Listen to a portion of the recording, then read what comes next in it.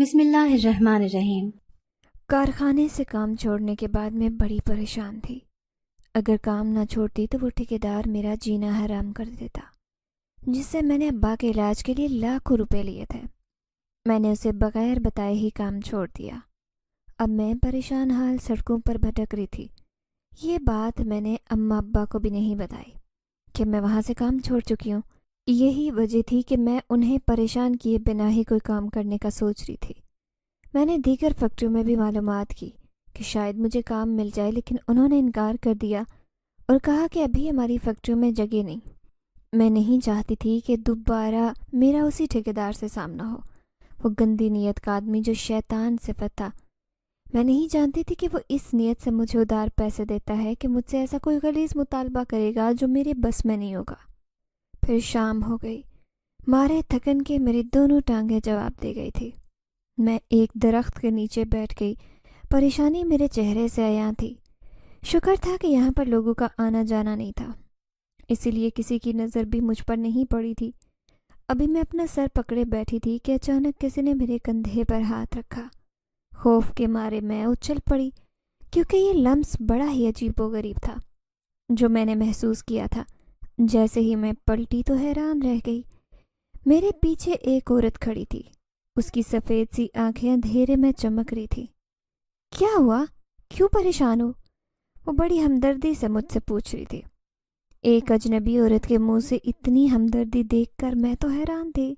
پھر میں کہنے لگی، کام کی تلاش میں ہوں، لیکن باوجود کوشش کے مجھے کہیں کام نہیں مل رہا۔ پڑھی لکھی نہیں ہوں۔ میں نے اپنے حالات اس اجنبی عورت کو بتائے تھے، کیونکہ اس نے اتنی اپنائیت سے یہ بات پوچھی کہ میں اسے بتائے بنا نہیں رہ سکی۔ میں تمہیں کام دلوا سکتی ہوں۔ یہ سن کر تو میں حیرت اور خوشی سے اچھل پڑی۔ میں فوراً کہنے لگی، مجھے کام دلوا دو، تمہاری بڑی مہربانی ہوگی۔ اچھا، آؤ میرے ساتھ۔ اب میں اس کے پیچھے پیچھے جا رہی تھی۔ خوشی میری آسمانوں کو چھو رہی تھی، لیکن میں نہیں جانتی تھی کہ آگے جا کر میرے ساتھ کیا ہونے والا ہے۔ میرا نام بسمل ہے۔ میرا تعلق ایک انتہائی غریب گھرانے سے تھا۔ میرے گھر کے حالات انتہائی خراب تھے۔ میں اپنے گھر کی سب سے بڑی اور سمجھدار بیٹی تھی۔ میری نہ جانے یہ خوش قسمتی تھی یا بد قسمتی کہ میں نے اپنے گھر کی ساری ذمہ داری اپنے کندھوں پر اٹھا رکھے تھے۔ ابا میرا بہت ہی شدید بیمار تھا۔ پہلے وہی گھر چلاتا تھا اور میں گھر میں کام کاج کرتی تھی، کیونکہ اماں بھی بیمار رہتی، ان کے بس میں نہیں تھا کہ وہ ہم سارے بہن بھائیوں کو پال سکے، کیونکہ انہیں بھی سب سے چھوٹے بھائی کی پیدائش کے بعد جسم میں ہونے والی پیچیدگیوں کے باعث کئی بیماریوں نے جکڑ لیا۔ لیکن ایک دن جب ابا مزدوری سے واپس آ رہا تھا تو اچانک انہیں چکر آئے۔ انہیں فالج کا اٹیک آیا۔ شدید گرمی اور حبس نے انہیں اس حال تک پہنچایا تھا۔ یون کا ایک حصہ ناکارہ ہو گیا تھا اور وہ بھی بستر کے مریض بن گئے۔ اب ان دونوں کا مہنگائی میں علاج کروانا میرے بس میں نہیں تھا۔ یہی بے بسی کی وجہ سے ہمارے علاقے کے پیچھے ایک کارخانہ تھا جہاں پر میں کام کرنے لگی۔ وہاں فیکٹری میں دوسری عورتیں بھی کام کرتی تھی، لیکن وہ ساری عورتیں بہت ہی عمر رسیدہ تھیں۔ ایک میں ہی نوجوان لڑکی تھی۔ میں نے ٹھیکیدار کو دیکھا تو مجھے کچھ عجیب سا لگا، لیکن کام کرنا میری مجبوری تھی، اور پھر وہ تنخواہ بھی ہاتھ کی ہاتھ روزانہ دے دیا کرتا۔ پھر ایک دن گھر میں ابا کی دوائیاں ختم ہوئی۔ وہ درد سے تڑپ رہے تھے تو مجھ سے برداشت نہیں ہوا۔ میں ٹھیکیدار کے سامنے ہاتھ پھیلانے لگی کہ وہ میری مدد کرے اور کچھ قرضہ دے دے تاکہ میں اپنے ابا کا علاج کروا سکوں۔ میں جلد ہی اس کا قرضہ اتاروں گی۔ اس نے فوراً مجھے قرضہ دے دیا۔ یہ دیکھ کر میں خوشی سے نہال ہو گئی۔ پھر جیسے مجھے اسے ادھار پیسے مانگنے کی عادت پڑ گئی۔ میں اپنی دہاڑی تو لے لیا کرتی تھی، لیکن اس سے بھی ادھار بھی پیسے ہر آئے دن مانگنا میری مجبوری بن گئی تھی، اور وہ میری اس مجبوری سے خوب فائدہ اٹھا رہا تھا۔ جب اس کا قرضہ میرے اوپر لاکھوں میں ہو گیا، اچانک ہی اس نے ایک دن ایسا مطالبہ کیا جسے سن کر میرے پیروں تلے سے زمین نکل گئی۔ وہ مجھے خفیہ نکاح کرنے کا کہہ رہا تھا، حالانکہ وہ پہلے ہی شادی شدہ 4 بچوں کا باپ تھا، اور اس کی بیوی انتہائی تیز ترار عورت تھی جو ہمارے علاقے کے ایک امیر گھر میں رہتی تھی۔ یہ سن کر میں تو بری طرح پریشان ہو گئی، کیونکہ خفیہ نکاح کا مطلب تھا کہ وہ میرے ساتھ ناجائز تعلقات بنائے گا، دنیا والوں سے چھپ کر، اور میں ایسا ہرگز نہیں چاہتی تھی۔ پھر گھر کی کچھ مجبوریاں تھیں جس کی وجہ سے میں ابھی شادی کرنے کا تو سوچ بھی نہیں سکتی تھی۔ میں نے اسے مناسب طریقے سے انکار کیا۔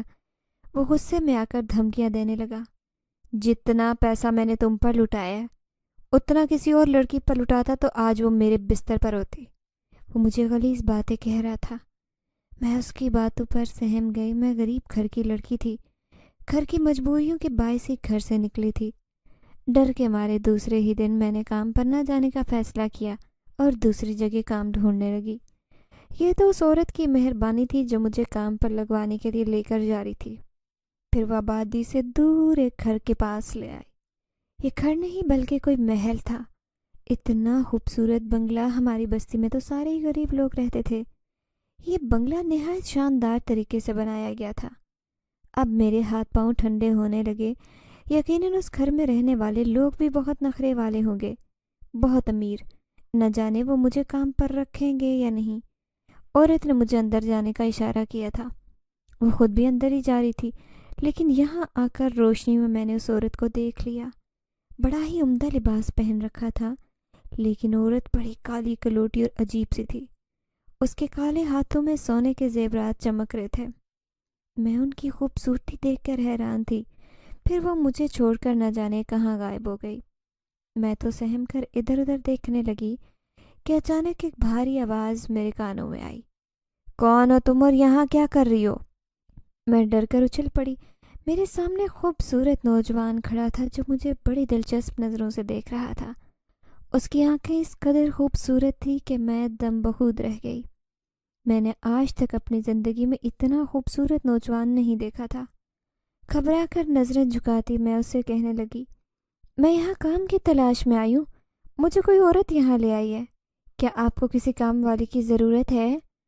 کانپتے لہجے میں نے اسے اپنا مدعا بیان کیا۔ اس نے ہاں میں سر ہلایا اور کہنے لگا، دیکھو اس گھر میں کتنی گندگی ہو رہی ہے۔ مجھے ایک صفائی ستھرائی کے لیے لڑکی کی ضرورت ہے۔ کیا تم یہ کام کر لو گی؟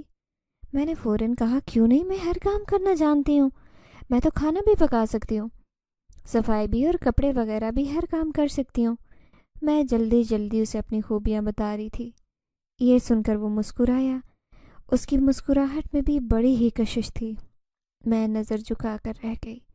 پھر وہ کہنے لگا، مجھے ہر کام کے لیے کسی لڑکی کی ضرورت نہیں تھی، بس تم اس بنگلے کو صاف ستھرا کر دو، بالکل چمکا دو، کیونکہ مجھے گندگی سے چڑ ہے۔ میں تمہیں منہ مانگی تنخواہ دوں گا۔ یہ سن کر میری تو خوشی کی انتہا نہ رہی۔ میں تو چاہتی تھی کہ میرے گھر کے حالات بالکل ٹھیک ہو جائیں۔ میں جلدی سے کہنے لگی، کل سے میں کام پر آ جاؤں گی۔ اس نے ہاں میں سر ہلا دیا۔ پھر میں اس بنگلے سے باہر نکل آئی۔ باہر نکل کر میرا ماتھا ٹھنکا تھا۔ یہ ہمارے علاقے سے بہت دور جگہ تھی اور مجھے تو جانے کا راستہ بھی نہیں یاد تھا۔ ہم راستہ بھٹکتے ادھر ادھر جانے لگی، لیکن ہمارا علاقہ آنے کا نام ہی نہیں لے رہا تھا۔ نہ جانے میں کہاں پہنچ گئی تھی۔ وہ عورت جو مجھے یہاں لے کر آئی تھی، کاش وہ میری مدد کرنے کے لیے میرے پاس ہی آ جاتی۔ میں دل میں سوچ رہی تھی کہ اچانک میرے کانوں میں آواز آئی، وہ دیکھو، وہ جو سامنے گلی ہے وہ سیدھا راستہ ہے تمہارے گھر کا۔ اس کی آواز پر میں اچھل پڑی تھی۔ خوف زدہ سی ہو کر مڑ کر دیکھا تو حیران رہ گئی، وہ میرے پیچھے ہی کھڑی تھی۔ اس کی مسکراہٹ بالکل ویسے تھی جیسی اس نوجوان کی تھی۔ پھر وہ کہنے لگی، تمہیں کام مل گیا ہے نا، اب پریشان ہونے کی ضرورت نہیں۔ یہ راستہ یاد رکھنا اور کسی کو بھی اس بارے میں نہیں بتانا۔ میں نے اس سے وعدہ کر لیا تھا۔ پھر اس نے مجھے جانے کا راستہ بھی بتا دیا۔ میں شکر گزار ہوتی اب جلدی جلدی گھر جا رہی تھی۔ گھر پہنچ کر میں نے اماں سے کھانا مانگا تو حیران رہ گئی۔ اماں کی آنکھوں میں آنسو تھے، ابا بھی کچھ پریشان لگ رہے تھے۔ چاروں بہن بھائی چھوٹے چھوٹے جو سہم کر کمرے کے کونے میں بیٹھے تھے۔ آج گھر کا ماحول بھی عجیب سا تھا۔ میں حیرت سے پوچھنے لگی، اماں کیا ہوا؟ کیا تو نے کارخانے سے کام چھوڑ دیا ہے؟ اماں نے الٹا مجھ سے سوال کیا۔ میں سر جھکا کر کہنے لگی، ہاں اماں، وہ ٹھیکیدار مجھے پریشان کر رہا تھا، لاکھوں کا قرضہ ہو گیا اس کا مجھ پر۔ اماں نے اپنا سر پیٹا، میری بیٹی تو نے یہ کیا کیا، خود کو قرضدار بنا دیا ہماری وجہ سے اور اپنا وجود بھی بھاری کر لیا۔ وہ آج اپنے آدمی لے کر یہاں آیا تھا تمہاری تلاش میں، تھانے میں رپورٹ کی دھمکی دے رہا تھا کہہ رہا تھا کہ بسمل سے شادی کروں گا، اگر کوئی میری بات نہ مانا تو میں اسے اٹھوا لوں گا۔ وہ بڑا ہی درندہ صفت انسان ہے، مجھ سے تو سانس لینا بھی دشوار ہو گیا۔ انہی باتوں سے میں ڈرتی تھی۔ میں سہم کر اماں سے کہنے لگی، اب کیا ہوگا اماں؟ میں ہرگز اس درندے سے شادی نہیں کروں گی، وہ وحشی انسان ہے۔ میں جانتی ہوں وہ مجھ سے دوسری شادی کرنا چاہتے ہیں، وہ بھی خفیہ نکاح، اور میں کسی قیمت پر نہیں کروں گی۔ میں اس کا قرض اتار دوں گی۔ لیکن وہ انتظار ہی نہیں کر رہا، وہ صبر نہیں کرنا چاہتا، جان بوجھ کر مجھے ڈرا رہا ہے۔ اماں کہنے لگی، اگر تو کارخانے میں کام پر نہیں گئی تھی تو پھر کہاں گئی تھی؟ میں نے سر جھکایا، کہنے لگی، اماں میں کسی دوسری جگہ پر کام ڈھونڈتی پھر رہی تھی اور مجھے کام مل گیا۔ میں نے دل میں سوچا کہ اماں ابا کو ہی پریشان کر رہی ہوں، مجھے انہیں تسلی دینی چاہیے کہ پریشان ہونے کی ضرورت نہیں۔ اسی لیے میں اماں سے کہنے لگی کہ اماں اب تیری بیٹی پہلے جیسی ڈرپوک نہیں رہی، میں بہت بہادر ہو چکی ہوں۔ ٹھیکیدار جیسے لوگوں سے نمٹنا اچھی طرح آتا ہے۔ پھر دوسرے دن میں چھپ کر وہاں بنگلے پر پہنچ گئی۔ مجھے اتنا تو اندازہ ہو گیا تھا کہ بنگلے کا مالک یہ نوجوان لڑکا بڑا ہی مہربان طبیعت کا مالک ہے، یہ کم از کم اس ٹھیکیدار جیسا بری نیت کا تو نہیں ہے۔ میں جلدی جلدی پورے بنگلے کی صفائی کر رہی تھی کہ جب وہ سیڑھیوں پر کھڑا مجھے غور سے دیکھ رہا تھا۔ اس کے اس طرح دیکھنے سے میرا دل بھی دھڑک رہا تھا، نہ جانے کیوں مجھے ایسے دیکھ رہا تھا۔ میں نے خود کو سامنے لگے آئینے میں دیکھا، میں اتنی خوبصورت بھی نہیں تھی، ہاں بس میری آنکھیں خوبصورت تھی اور دبلے پتلے جسم کی مالک تھی۔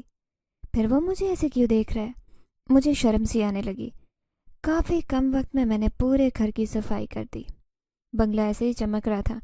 نیچے کا پورشن تو صاف کر دیا اور میں اوپر جانے والی تھی کہ اچانک اس نے مجھے روک دیا۔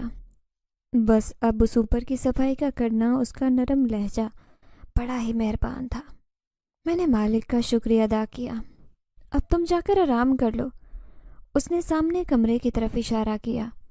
حیرت سے میری آنکھیں پھٹ پڑی تھیں کہ یہ بڑا ہی عجیب مالک ہے جو نوکرانی کے بجائے کام کرنے کے اسے آرام کرنے کا کہہ رہا ہے۔ میں گھبرا کر کہنے لگی، نہیں نہیں مالک، میں بالکل نہیں تھکی اور مجھے یہ سب کام کرنے کی عادت ہے۔ تو وہ مسکرا کر کہنے لگا، لیکن تم بہت محنتی لڑکی ہو اور اس طرح محنت سے کام کر رہی ہو، لگتا ہے اپنے پورے گھر کو تم اکیلی پال رہی ہو۔ مجھے تمہارا بہت خیال ہے، اسی لیے تم سامنے والے کمروں میں جا کر آرام کرو۔ میں نے اس کا شکریہ ادا کیا۔ ہم میں کمرے میں آ گئی۔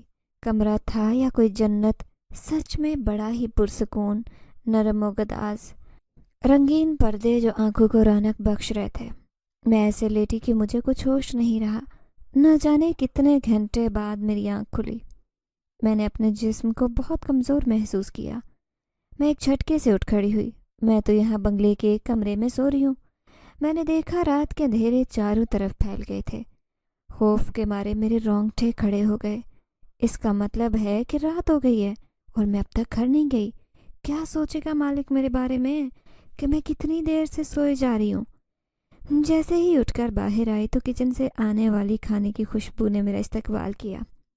سامنے ٹیبل پر جا بجا کھانے رکھے ہوئے تھے، اتنے کہ شاید سینکڑوں لوگوں کے لیے کافی ہوتے، لیکن وہ اکیلا ہی بیٹھا کھانا کھا رہا تھا۔ جیسے ہی میں اس کے سامنے گئی، اس نے اپنی خوبصورت آنکھیں اٹھا کر مجھے دیکھا، پھر کہنے لگا، آؤ بیٹھ کر کھانا کھاؤ۔ میں حیران رہ گئی کہ میں بھلا اس کے ساتھ کیسے بیٹھ سکتی ہوں؟ میں یہاں کام کرنے والی ایک نوکرانی تھی۔ میں گھبرا کر کہنے لگی، نہیں نہیں، میں اب گھر جاؤں گی مالک، ویسے بھی کافی رات ہو گئی ہے، میرے گھر والے میرا انتظار کر رہے ہوں گے۔ میرے چہرے پر پریشانی تھی کیونکہ صبح چھوٹی بہن جو گھر کا کام کاج کرتی تھی، اس نے مجھے بتایا تھا کہ باجی گھر میں راشن ختم ہو گیا۔ میں اسی لیے پریشان تھی۔ میرے پاس ایک پھوٹی کوڑی بھی نہیں تھی اور مالک سے پیسے مانگنے کی ہمت نہ جانے کیوں میں نہیں کر پا رہی تھی، کیونکہ ابھی تنخواہ کا وقت نہیں آیا تھا۔ میں جیسے ہی نکلنے لگی، اچانک اس نے مجھے آواز دی اور کہا، یہ سارا کھانا ساتھ لے جاؤ۔ اتنا ڈھیر سارا لذیذ کھانا وہ مجھے ساتھ لے جانے کا کہہ رہا تھا۔ میں بہت خوش ہو گئی کیونکہ میں جانتی تھی کہ اتنے سالوں سے ہم نے گھر میں کچھ ڈھنگ کا کھانا نہیں کھایا تھا۔ گھر کے حالات اس بات کی اجازت نہیں دیتے تھے۔ اس نے سارا کھانا مجھے لے جانے کے لیے کہہ دیا۔ میں نے جلدی جلدی وہ کھانا تھیلے میں ڈالا اور ان کا شکریہ ادا کرتی جیسے ہی مڑنے لگی، اپنے جسم پر اس کی نظر میں محسوس کر کے اس کے بارے میں کچھ سوچنے لگی کہ کیا یہ بھی ٹھیکیدار کی طرح ہے۔ میں نے پلٹ کر دیکھا لیکن اس کی نظر میں مہربانی تھی۔ میں مسکرائی تو وہ بھی مسکرا دیا۔ میں جلدی سے بنگلے سے نکل آئی۔ میں نے دیکھا رات کا اندھیرا کافی حد تک پھیل رہا تھا۔ اتنی دیر تو مجھے کبھی نہیں ہوئی۔ میں جیسے ہی گھر پہنچی سب لوگ میرا انتظار کر رہے تھے۔ اماں ابا پریشانی سے چہرہ جھکائے بیٹھے تھے، جبکہ چھوٹے بہن بھائی بھوک سے نڈال تھے۔ پھر میں نے جیسے ہی سارا کھانا ان کے سامنے رکھا، وہ سب تکلیف، غم اور بھوک کی شدت کو بھول کر کھانا کھانے لگے۔ میں بھی خدا کا شکر ادا کر رہی تھی جس نے ہمیں یہ عمدہ رزق عطا کیا۔ میں بہت خوش تھی۔ پھر اماں کھانا کھانے کے بعد کہنے لگیں، بسمل، تیرا نیا مالک تو بڑا ہی مہربان طبیعت کا لگتا ہے۔ آج کا دن تو بڑا ہی خوبصورت گزرا تھا، لیکن اگلے دن جو قیامت مجھ پر ٹوٹے گی اس کے بارے میں مجھے معلوم نہیں تھا۔ جیسے ہی میں بنگلے سے کام کر کے گھر گئی تو 3-4 گنڈے قسم کے آدمی ہمارے دروازہ بجانے لگے۔ میرے ہاتھ پاؤں پھول گئے، خود اماں ابا کی گھبرا گئے۔ جیسے ہی میں نے دروازہ کھولا تو سامنے کھڑے اس ٹھیکیدار کو دیکھ کر میرے تو ہوش اڑ گئے۔ وہ غصے سے کہنے لگا، سارا پیسہ کھانے کے بعد کہاں چپتی پھر رہی ہے؟ سنا ہے کہ کسی اور سے عیاشی کرنے کا ارادہ ہے؟ میں اپنے پیسے چھوڑوں گا یہ تم نے سوچا بھی کیسے؟ وہ غصے سے چیخ رہا تھا۔ اس کے پیچھے کھڑے وہ آدمی بھی مجھے ہوس زدہ نظروں سے دیکھ رہے تھے۔ میں گھبرا کر کہنے لگی، میں تمہارے سارے پیسے اتار دوں گی، بس مجھے کچھ وقت دو۔ میں ایسا نہیں کر سکتی جیسا تم چاہتے ہو۔ یہ سن کر اس نے زور سے قہقہ لگایا اور کہنے لگا، اچھا، میں تو 1 منٹ بھی انتظار نہیں کر سکتا۔ آپ بھی اور اسی وقت میرے پیسے واپس کرو، ورنہ تو وہ بات مان لو جو تم سے کہہ رہا ہوں۔ اب تو بات ہی نہیں کر سکتے تھے اور اماں کونے میں کھڑی تھی۔ وہ کہنے لگی، کیوں میری بیٹی کو پریشان کر رہے ہو؟ کیا تم نہیں جانتے کہ ہم غریب لوگ ہیں؟ ٹھیک ہے، میری بیٹی سے غلطی ہو گئی، تم سے قرضہ لے لیا، لیکن وہ جلد تمہارا قرضہ اتار دے گی۔ اماں نے ٹھیکیدار کو باتیں سنائی تو وہ غصے سے بپھر گیا، کہنے لگا، اے بڑھیا، چپ ہو جا ورنہ ابھی تیرا گھر کا سارا سامان اٹھا کر گلی میں پھینک دوں گا۔ تیرے گھر پر قبضہ کر لوں گا، میرے پورے 2 لاکھ روپے جو تو نے ہر حال میں ادا کرنے۔ اماں نے رونا شروع کر دیا۔ میری آنکھوں میں بھی آنسو تھے۔ تبھی اچانک محلے کے 2-3 آدمی جمع ہو گئے۔ وہ سب ٹھیکیدار سے کہنے لگے کہ وہ اس غریب بچی کو پریشان کر رہا ہے۔ تم جانتی نہیں ہو کہ اس کے گھر کے حالات کیسے ہیں؟ یوں لوگوں کے جمع ہونے پر کچھ گھبرا کر وہ خاموش ہو گیا اور مجھے ترچھی نگاہوں سے دیکھتا چلا گیا۔ اس کی آنکھوں میں دھمکی تھی، شاید وہ مجھے اب مزہ چکھانے والا ہے۔ جو کچھ میں نے کیا تھا ناسمجھی سے اسے پیسے ادھار لیتی گئی اپنے گھر کے حالات سدھارنے کے لیے، لیکن نہیں جانتی تھی کہ یہ سب کر کے میں اپنے ہی پاؤں پر کلہاڑی مار رہی ہوں۔ پوری رات ہم سب جاگتے رہے۔ اگلے دن میں بنگلے پر پہنچ گئی تھی۔ بنگلے میں خاموشی چھائی ہوئی تھی۔ نہ جانے مالک کہاں تھا۔ آج میں نے پورا ارادہ کر لیا تھا کہ مالک کو اپنی مجبوری بتاؤں گی کہ میں کس قدر مجبور اور پریشان ہوں، اور صرف ان پیسوں کی وجہ سے جو میں نے ٹھیکیدار سے ادھار لیے تھے۔ مجھ پر لاکھوں روپے قرضہ ہے جو میں کسی طرح اتار نہیں سکتی۔ پھر میں دل ہی دل میں سوچنے لگی کہ اگر اس سے پیسے ادھار لیے پھر تو وہی حساب ہو جائے گا کہ کہیں یہ پھر سے کوئی ناجائز مطالبہ نہ کرنے لگ جائے۔ میں دل میں سوچ رہی تھی کہ اس سے بات کر کے دیکھتی ہوں، اگر اس نے ایسا مطالبہ کر بھی دیا تو کوئی پریشانی کی بات نہیں ہے، کیونکہ وہ شادی شدہ بھی نہیں ہے اور اس بنگلے میں اس کے علاوہ کوئی رہتا بھی نہیں ہے۔ میرا دل خوش ہو گیا۔ ابھی میں اوپر والے پورشن کی صفائی کر رہی تھی کہ اچانک مجھے کسی کے زور سے بولنے کی آواز آئی۔ میں حیرت سے بت بن گئی کیونکہ یہ ایک نسوانی آواز تھی۔ یہاں اکیلے رہ کر تم کیا کر رہے ہو؟ ساتھ کیوں نہیں چلتے میرے؟ یہ آواز بڑی خوبصورت تھی۔ تبھی مالک کی آواز آئی، میں یہیں ٹھیک ہوں، مجھے یہاں رہنے کی عادت ہو گئی ہے، آج سے نہیں بلکہ کئی سالوں سے یہاں رہتا ہوں۔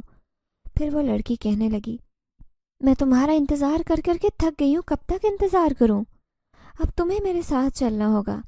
لیکن مالک مسلسل انکار کرتا جا رہا تھا۔ میں دروازے پر کھڑی ان دونوں کی گفتگو سن رہی تھی۔ پھر مجھے اچھا بھی نہیں لگا کہ میں یوں کسی کی باتیں سن رہی ہوں۔ میں دوسری طرف آ کر دوسرے کمرے کی صفائی کرنے لگی۔ تھوڑی دیر بعد مالک میرے سامنے آیا، لیکن میں اس کے پیچھے اس لڑکی کو دیکھنا چاہتی تھی جس کی آوازیں مجھے آ رہی تھی۔ پھر میں صفائی کرنے کے بعد کہنے لگی، مالک آپ کی بیوی کہاں گئی؟ میں مالکن سے ملنا چاہتی ہوں۔ میں نے بڑی نرمی اور پیار سے اس سے بات کی۔ وہ حیرت سے کہنے لگا، کون مالکن؟ یہاں تو کوئی لڑکی نہیں رہتی۔ میں حیرت سے دل میں سوچنے لگی، لیکن مجھے تو اس کی آواز آ رہی تھی۔ پھر میں چپکے چپکے اس پورے بنگلے میں تلاش کرنے لگی، لیکن اس کا کہیں نام و نشان نہیں تھا۔ شاید وہ یہاں سے چلی گئی ہے۔ اب میں اپنا کام نپٹا رہی تھی، لیکن باوجود ہمت کر کے میں قرضے والی بات مالک کو نہیں بتا سکی۔ یوں خالی ہاتھی گھر لوٹ آئی۔ بڑی پریشانی کے دن گزر رہے تھے۔ باوجود ہمت کے میں اسے قرضہ لینے میں ناکام رہی تھی۔ لیکن ایک دن میں نے چپکے سے جا کر جب اوپر کام کر رہی تھی تو مجھے محسوس ہوا جیسے کوئی میرا پیچھا کر رہا ہے۔ میں نے پلٹ کر دیکھا تو مجھے کسی کے بھاری قدموں کی آواز سنائی دی۔ کوئی درخت کی اوٹ میں چھپا ہوا تھا۔ میرا دل کانپ کر رہ گیا۔ نہ جانے کون میرا پیچھا کر رہا ہے۔ حالانکہ میں تو کسی کو بھنک بھی نہیں لگنے دینا چاہتی تھی کہ میں کہاں کام کرتی ہوں، لیکن میں جیسے ہی قدم بڑھانے لگی پھر سے مجھے محسوس ہوا کہ کوئی میرا پیچھا کر رہا ہے۔ اب میں تیز تیز چلتی جا رہی تھی، لیکن جیسے ہی پیچھے مڑ کر دیکھا تو مجھے شک ہو گیا کہ وہ ٹھیکیدار ہی تھا جو میرے پیچھے آ رہا تھا۔ شاید محلے والوں کے خوف پر اب اس نے دھمکانا چھوڑ دیا تھا اور وہ یوں میرا پیچھا کر رہا تھا۔ میں نے وہیں سے بھاگنا شروع کر دیا، کیونکہ یہ ایک جنگل کا راستہ تھا۔ یہاں سے گزر کر تو میں بنگلے میں جاتی تھی۔ یہی دعا کر رہی تھی کہ جلد بنگلہ آ جائے اور میں اس گھر میں گھس کر خود کو محفوظ کر لوں گی۔ لیکن جیسے ہی اندر آئی، بنگلے کی ویرانی اور چھایا سناٹا دیکھ کر حیران رہ گئی۔ یہاں تو کوئی نہیں تھا، حالانکہ مالک بھی نہیں۔ اور اچانک ہی میں کسی کے کودنے کی آواز سن رہی تھی۔ میں سمجھی کہ شاید ٹھیکیدار بنگلے میں آ گیا اور میرا شک بالکل ٹھیک ثابت ہوا جب میں نے اس کے کپڑے پہچان لیے تھے۔ اپنے خباثت زدہ چہرے پر شیطانی مسکراہٹ لیے وہ مجھے دیکھ رہا تھا، جبکہ میں بھاگتی پھر رہی تھی۔ مجھے یہاں آج کوئی نظر نہیں آ رہا تھا، حالانکہ کمرہ بھی کھلا نہیں پڑا ہوا تھا۔ سارے کمروں کے دروازے پر تالا لگا تھا۔ مجھے ایک ہی کمرہ نظر آیا اور میں اس میں جا کر چھپ گئی، جبکہ وہ ٹھیکیدار زور سے چیختے ہوئے کہنے لگا، کہاں چھپ کر بیٹھ گئی ہو؟ یہاں تو کوئی نہیں رہتا، مجھ سے بچ کے کہاں جاؤ گی؟ آج تو خوب ذلیل کروں گا کیونکہ تم نے مجھے ستایا ہے۔ میں خوف سے کانپنے لگی، دل میں دعا کر رہی تھی کہ خدا میری عزت اس سے محفوظ رکھے، کیونکہ آج تو مالک بھی نظر نہیں آ رہا تھا، اور وہ بنگلہ جس کی میں روزانہ صفائی کر کے جاتی آج گندگی سے ہٹا ہوا تھا۔ ایسے لگ رہا تھا کہ میں غلطی سے یہاں آ گئی ہوں۔ میں حیران تھی کہ آخر میرے ساتھ یہ سب کچھ کیا ہوا ہے۔ اچانک ٹھیکیدار کے چیخنے کی آواز آئی۔ میں نے ڈر کر کھڑکی سے جھانک کر دیکھا تو حیران رہ گئی۔ اس کے ماتھے سے خون ٹپک رہا تھا۔ ہاں، اسے کسی نے گھائل کیا تھا۔ وہ تو فرش پر ایسے گرا ہوا تھا جیسے کوئی زخمی پرندہ ہو۔ اس کی آنکھیں حیرت سے ابلی پڑی تھی اور وہ زمین پر گرا تڑپ رہا تھا۔ پھر اس نے ہمت کی، اٹھ کر بھاگا اور پلٹ کر مجھے دیکھا بھی نہیں۔ میں حیران تھی کہ آخر اس کے ساتھ یہ کیا ہوا ہے۔ سہم کر خوف کے مارے میں کمرے سے باہر بھی نہیں نکلی تھی۔ ابھی کمرے سے نکلنے کی سوچ ہی رہی تھی کہ اچانک اپنے کانوں میں آواز سنائی دی، گھبراؤ مت، کچھ نہیں ہوگا۔ میں نے جیسے ہی پلٹ کر دیکھا تو حیرت سے اچھل پڑی۔ وہی زیورات والی عورت جو مجھے یہاں کام پر لگوانے آئی تھی میرے سامنے کھڑی تھی۔ اس کی آنکھیں بڑی عجیب تھی اور وہ اچانک سے کمرے میں کیسے آئی، یہ سوچ کر میں حیران تھی۔ جب یہ سوال میں نے اس سے کیا تو وہ زور سے ہنسنے لگی۔ اس کی ہنسی کی بھی عجیب سا اس میں خوف تھا۔ میں سہم کر اسے دیکھے جا رہی تھی، پھر ڈر کر پوچھنے لگی، مالک کہاں ہے؟ وہ تمہارے پیچھے ہی ہے۔ میں نے ڈر کر پلٹ کر دیکھا اور حیران رہ گئی۔ مالک میرے پیچھے تھا۔ اس نے سفید رنگ کے کپڑے پہن رکھے تھے۔ ایسے لگ رہا تھا جیسے اچانک کے سارے منظر تبدیل ہو گئے ہوں۔ مالک کی آنکھوں میں میرے لیے محبت چمکی۔ میں نے شرم سے سر جھکایا۔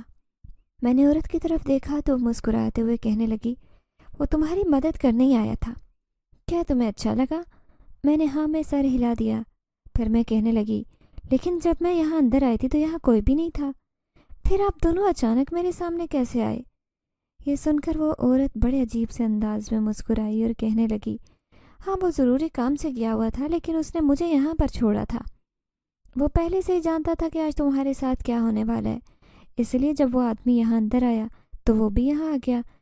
تم اس بات کو نہیں سمجھو گی جب تک میں تمہیں پوری بات نہیں بتاؤں گی۔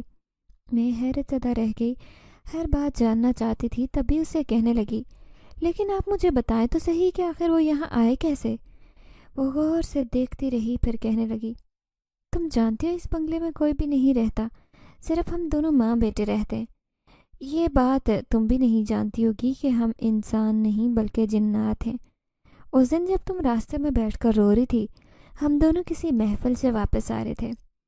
میرا بیٹا تمہاری روتی ہوئی آنکھوں پر عاشق ہو گیا تھا کیونکہ تمہاری آنکھیں بہت خوبصورت ہیں۔ ہم اپنے بنگلے میں آ رہے تھے۔ یہ بنگلہ ہمارا ہی ہے، یہ 20 سال سے خالی پڑا تھا، ہم اس میں رہنے لگے۔ یہ بہت اچھا لگتا ہے، اسی لیے ہم اسے بالکل صاف ستھرا رکھتے ہیں۔ پھر اس نے تمہارے بارے میں سب کچھ جان لیا تھا، اسی لیے اس نے ضد کی کہ میں تمہیں یہاں لے کر آؤں، تو میں تمہارے سامنے لے آئی تھی سب کچھ۔ تمہیں یہاں کام پر بھی لگوایا، اپنے بیٹے کی خواہش پر۔ میرا بیٹا ایک طاقتور جنزاد ہے، وہ تمہارا بہت خیال رکھتا ہے، تمہاری ساری پریشانیاں دور کر دے گا۔ کیا تمہیں یہ سن کر ڈر تو نہیں لگا؟ وہ عجیب و غریب خوفناک مسکراہٹ لیے مجھ سے پوچھ رہی تھی، جبکہ میں تو کسی خواب کی کیفیت میں مبتلا حیرت سے اس کی بات سن رہی تھی۔ دل چاہ رہا تھا کہ ابھی اور اسی وقت یہاں سے بھاگ جاؤں۔ وہ عورت بڑی عجیب کہانی سنا رہی تھی۔ میں گونگی بہری لڑکی کی طرح اس کے سامنے کھڑی کچھ بولنے سے بھی قاصر تھی۔ یہ تم کیا کہہ رہی ہو؟ اچانک ہی مجھے اپنی آواز سنائی دی۔ میرے چہرے پر خوف دیکھ کر وہ کہنے لگی، ڈرو مت، ہم تمہیں کچھ نہیں کہیں گے، بلکہ میرا بیٹا تم پر عاشق ہو گیا تھا اسی رات جب تم رو رہی تھی، اس لیے تمہیں پریشان ہونے کی ضرورت نہیں۔ بس یہ سمجھو کہ اب تمہاری ساری پریشانیاں حل ہو جائیں گی، کیونکہ میرا بیٹا تمہیں وہ سب کچھ دے سکتا ہے جس کی تم خواہش رکھتی ہو۔ کیا تم ابھی پریشان نہیں ہو؟ کیا تمہیں پیسوں کی ضرورت نہیں ہے؟ ہم جانتے ہیں کہ انسانی ضرورتوں کے لیے پیسے کس قدر اہمیت رکھتے ہیں۔ ہم تمہیں سب چیز دیں گے، بس تم یہاں آنا مت چھوڑنا، کیونکہ تمہیں دیکھ کر میرا بیٹا خوش ہوتا ہے۔ مجھے اپنے بیٹے سے بہت محبت ہے، دیوانگی کی حد تک، کیونکہ یہ میری شادی کے پورے 50 سال بعد پیدا ہوا تھا۔ اسے میں نے بڑی تپسیا کے بعد حاصل کیا تھا، بڑی منتیں مرادیں مانگی تھی، جگہ جگہ درگاہوں پر جاتی، تب جا کر یہ میری جھولی میں آیا، اور میں اس کی کوئی خواہش ٹال نہیں سکتی، بھلے سے وہ کوئی انوکھی عجیب و غریب خواہش کیوں نہ کر دے۔ یہ جنزادی تو مجھے بڑی عجیب و غریب کہانی سنا رہی تھی۔ میں بت کی طرح کھڑی تھی اور پھر ایک دم پلٹی وہاں سے بھاگنے لگی۔ لیکن یہ کیا؟ میرے سامنے کے دروازے بند ہو چکے تھے۔ پہلے تمہیں مجھ سے وعدہ کرنا ہوگا۔ عورت کی خوفناک آواز میرے کانوں میں گونجی کہ تم یہاں پر آؤ گی روزانہ۔ اگر تم نے انکار کیا، میں تمہیں کہیں جانے نہیں دوں گی۔ اب میں بری طرح سے پھنس گئی تھی۔ پہلے اس ٹھیکیدار نے مجھے پریشان کر رکھا تھا، اوپر سے یہ میرے ساتھ کچھ عجیب و غریب معاملہ ہو گیا۔ میں ڈرتے ہوئے کہنے لگی، میں وعدہ کرتی ہوں کہ میں روزانہ یہاں آؤں گی، اب مجھے جانے دو۔ وہ مسکراتے ہوئے کہنے لگی، ٹھیک ہے، اب تم نے مجھ سے وعدہ کر لیا ہے، میں تم سے وعدہ کرتی ہوں کہ جو بھی چیز ابھی مجھ سے مانگ سکتی ہو مانگ لو، میں تمہیں وہی دوں گی۔ میں سوچ میں پڑ گئی۔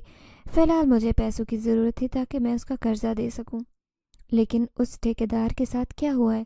کیا اس کا حال بھی ان دونوں نے ہی کیا ہے؟ یہ سوچ کر میں ڈر گئی تھی۔ ڈرتے ڈرتے کہنے لگی، مجھے کچھ پیسوں کی ضرورت ہے، کیا آپ دونوں مجھے وہ دے سکتے ہیں؟ تبھی مجھے اپنے پیچھے اسی کی آواز سنائی دی، جو یہاں بنگلے کا مالک بن کر رہ رہا تھا، کیوں نہیں، آج تم گھر پر جاؤ، خوشخبری تمہارا انتظار کر رہی ہے۔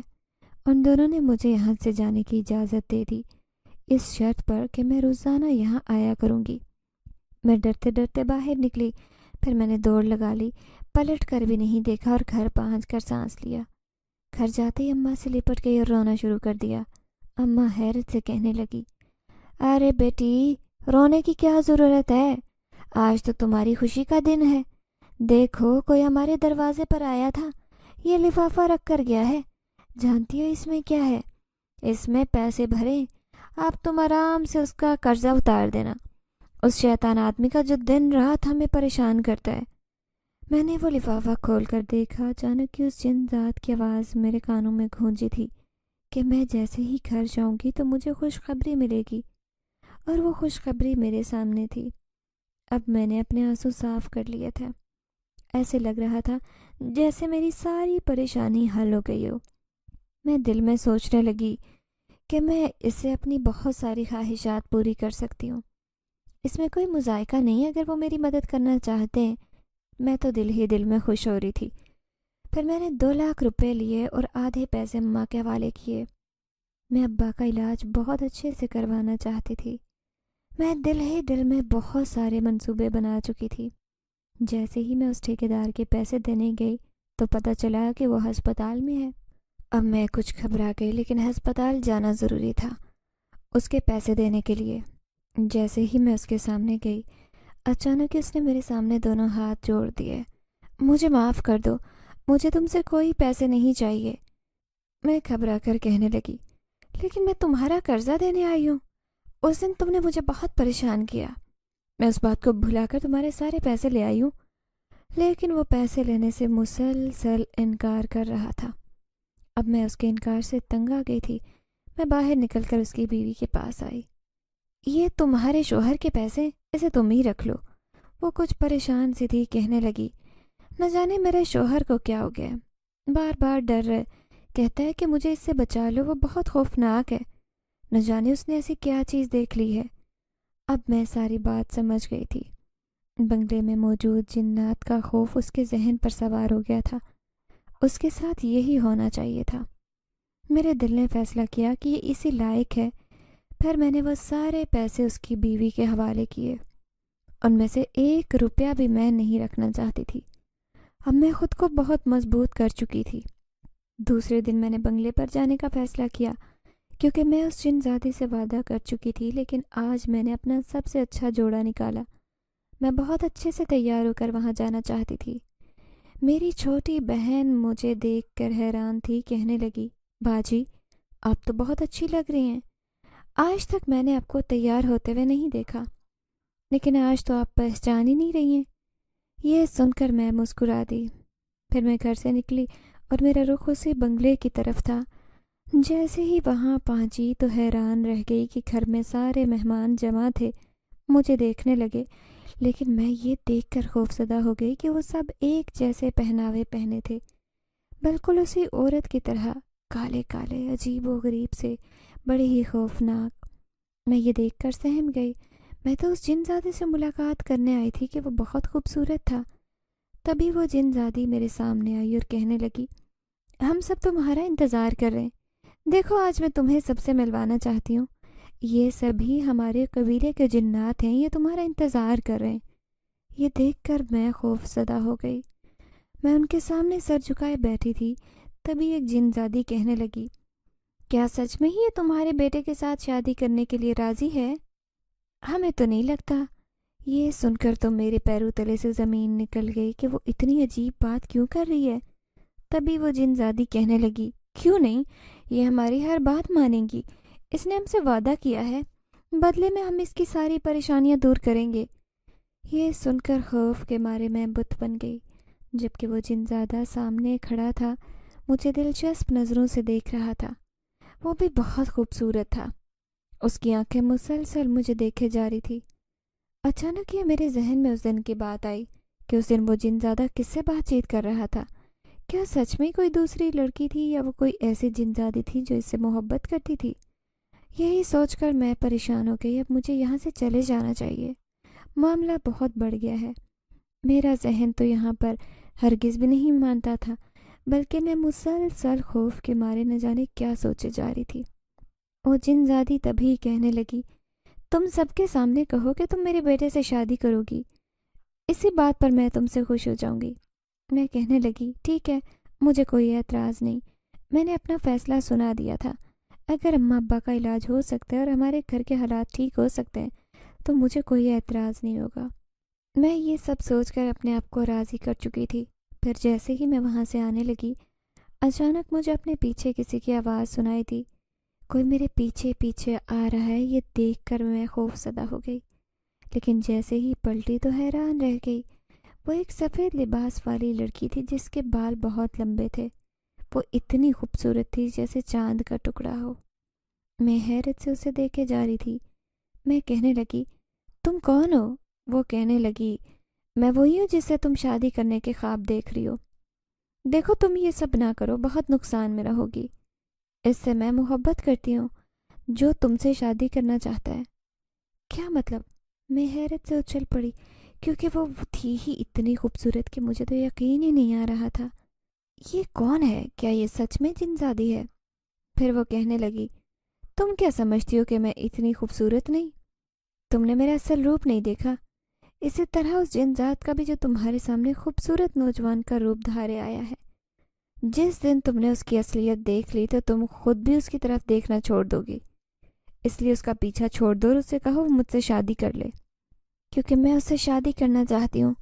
تم اسے بھول جاؤ، میں تمہاری مدد کروں گی جیسی بھی تم چاہتی ہو، لیکن میں اسے اپنے ساتھ قبیلے میں لے کر جانا چاہتی ہوں۔ کتنے سالوں سے وہ اسی بنگلے میں رہتا ہے، انسانوں کی دنیا میں، حالانکہ اسے یہاں نہیں رہنا چاہیے۔ اب میں خاموش تھی، میں جان گئی تھی کہ ایسا ہرگز نہیں ہونے دے گی، اور یہی تو میں چاہتی تھی۔ پھر دوسرے دن میں رات کو اس بنگلے پر پہنچی۔ میں جن ذات سے کہنے لگی کہ میں تم سے شادی کرنے کے لیے تیار ہوں، لیکن کسی کو ناراض نہیں کر سکتی۔ وہ جن ذاتی تم سے محبت کرتی ہے، اسی لیے تم اس سے شادی کر لو، اسی میں تمہاری خوشی ہے۔ یہ سن کر وہ ناراض نظر آیا، کہنے لگا، یہ ناممکن ہے، میں کبھی یہ بنگلہ چھوڑ کر نہیں جاؤں گا، کیونکہ یہ مجھے پسند ہے۔ میں کہنے لگی کہ ہو سکتا ہے کہ آج نہیں تو کل یا بعد ہو جائے، پھر کیا کرو گے؟ ویسے بھی میرا اور تمہارا ساتھ ناممکن ہے، میں تمہاری دنیا میں نہیں رہ سکتی۔ ویسے بھی تم نے مجھے دھوکہ دیا ہے، اور دھوکہ دینے والا کبھی بھی سچا نہیں ہو سکتا۔ وہ جن زیادہ حیرت سے کہنے لگا، کیسا دھوکہ؟ میں کہنے لگی کہ تم ایک انسانی روپ لے کر میرے سامنے آتے ہو، میں تمہاری خوبصورت تصویر اپنے دل میں بٹھا بیٹھی، تم سے محبت کرنے لگی، لیکن اس جن زادی نے مجھے سچائی بتا دی ہے۔ اس سے پہلے کہ میں تم سے نفرت کرنے لگوں، تم میری زندگی سے چلے جاؤ۔ یہ سن کر وہ حیران تھا، کہنے لگا، یہ ناممکن ہے، میری جن زادی ماں بہت خطرناک ہے، وہ تمہارا جینا حرام کر دے گی۔